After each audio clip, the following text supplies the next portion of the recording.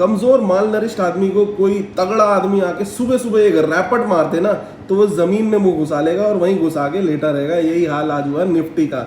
Nifty जो है एक पैरेलल रिग्रेशन चैनल में चल रहा है। वीकली चार्ट पे अगर आप देखेंगे तो उसमें एक झरना बना हुआ है जो नीचे की तरफ फ्लो कर रहा है, बट वो झरना अभी ऊपर की तरफ पे ट्रेड कर रहा था। तो FIS को साफ दिख गया भाई कोई रिटेलर अपना पैसा लगाएगा नहीं यहाँ पे, तो यहाँ पर ऊपरी स्तर है, यहीं पे बेच दो। तो सुबह सुबह आए वो, उन्होंने एक रैपट मारा निफ्टी को और निफ्टी नीचे गिरा मुंह के बल और नीचे ही मुंह घुसा दिया और नीचे ही चले जा रहा है। क्या यहाँ से खरीदारी आएगी? मुझे नहीं लगता। थोड़ी बहुत आएगी तो आएगी, फिर वो भी बेच दी जाएगी। तो सेल ऑन राइज चल ही रहा है लगभग, और कोई भी बाय ऑन द डिप जो कर रहा है उसका डिप दबाए हो जा रहा है खुद का।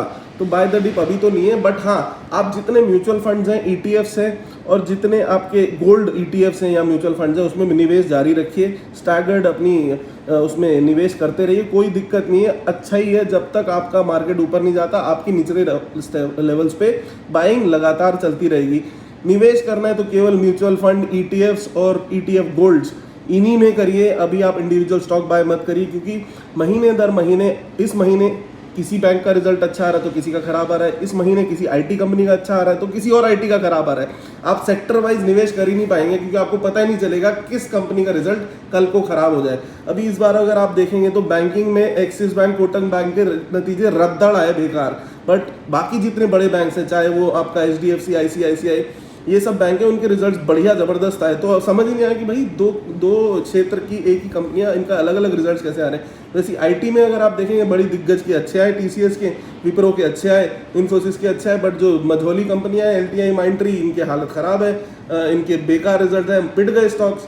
तो आप स्टॉक सिलेक्शन नहीं कर पाएंगे। तो इसलिए सिंपल साधारण म्यूचुअल फंड, ETF और गोल्ड ETF, इन सब में ज़रूर स्टैगर्ड एंट्री रखिए। हर महीने एक निवेश कीजिए हल्का हल्का, अपनी फिक्स डेट रखिए, फिक्स्ड प्राइस रखिए, इतने रुपए का इतनी दिन को मैं म्यूचुअल फंड या ETF खरीद लूंगा।